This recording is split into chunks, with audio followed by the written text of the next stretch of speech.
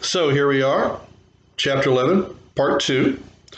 We pick it up with cohabitation and the term domestic partnerships.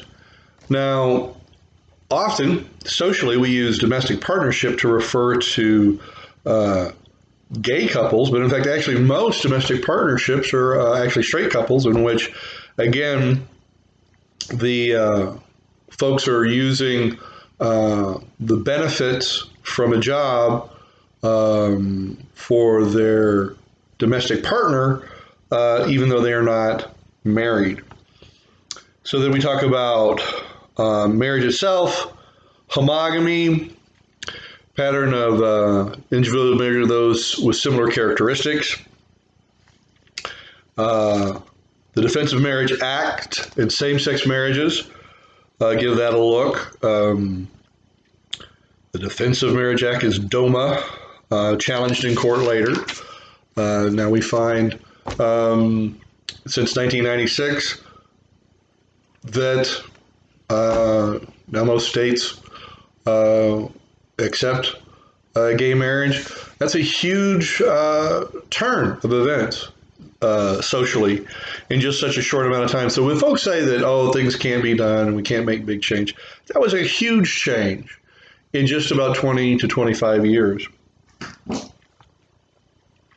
So we go into talking about marriage more specifically. We talk about housework, oddly enough. One of the bigger, conflicts in marriages actually stem from housework and dividing up housework and who has to do what and who does what chores. Arlie Hochschild has a great book, writes about the second shift, which is when women have paid jobs, when they get home, they don't get to just chill out. They have a second shift, which is all the domestic labor that takes care of running a house and taking care of kids.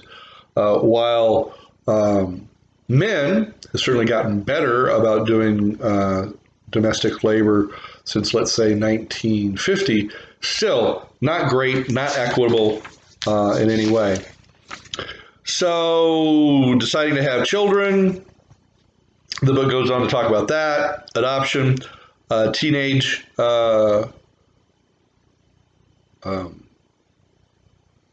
pregnancy. Actually, on the way down, though, if you would listen to the news or if you were watching that the MTV show, you think that all teenage folks are having kids. It's not true. Actually, a great decline of teenage childbearing, but also a certain realization that we should probably have that, most of the childbearing that happened even, let's say, 500-600 years ago was done, fairly early on, between 15 and 20. So we think of childbearing in the teenage years as a bad thing because we don't have the maturity to handle those things, but that used to be completely different historically. So there's a discussion of single-parent households, two-parent households. A lot of political and cultural and religious hay is made from the issue of single parenting because single parents have actually, more than doubled since the 70s. And lots of people talking about, oh, well, that's the reason for poverty, that's the reason for this, that's the reason for that. Actually, turns out when we look at the indicators of child growth and development, turns out kids of single parents do just fine. There's kind of a blip of more teenage delinquency in single parent households just simply because with two parents there's somebody else to make sure their teenager isn't sneaking out or taking the car keys or whatever. But single parents do just fine. In fact, actually considering the amount of labor it takes, they do remarkably well. Remaining single. Now, this is for students under the age of 30. This is definitely you. Your group is deciding to marry later and later and later and have kids later and later in life. When we look at that, we seem to find career and economics being a driving factor. Because think about it. You ask your grandparents when they got, moved out and got their first house, they were probably in their 20 or 21 and they could get out with a job and afford a house, maybe even start a family. And most of us under the age of 25 would be like, get a house in Austin that costs $300,000 with, a job that pays, $11 an hour. There's no way. That's crazy talk. There's a discussion of family violence.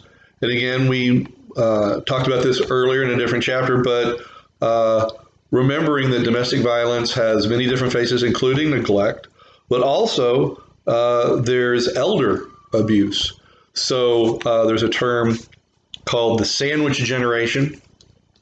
This is where we've got people that are breadwinners or homeowners taking care of either late teen or early adult children that are still in the house, and they've got parents that they have to care for that no longer can care for themselves, so they are sandwiched. And often because of that increasing, we find higher incidence of elder abuse because it's difficult caring for an elderly person, particularly if they have the beginnings of dementia or Alzheimer's. There's also discussion of foster care. If I were to challenge the next generation, it would be to make foster care, CPS care, more of a priority.